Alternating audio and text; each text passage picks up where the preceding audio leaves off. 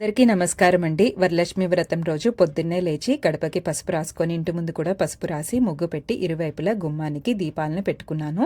దీపాలకి బొట్లు పూలతో అలంకరించుకున్నాను అనమాట. తర్వాత ప్రసాదాలన్నీ ప్రిపేర్ చేసి అమ్మవారి పూజకి అన్నీ సిద్ధం చేసుకున్నానండి. ముందుగా మనం గణపతికి దీపారాధన చేసుకోవాలి కదా, ఆ తర్వాత మిగిలిన దీపారాధన అన్నీ చేసి అమ్మవారి వ్రత కథ అంతా చదువుకున్నాం అనమాట. పూజ అంతా చాలా బాగా జరిగింది.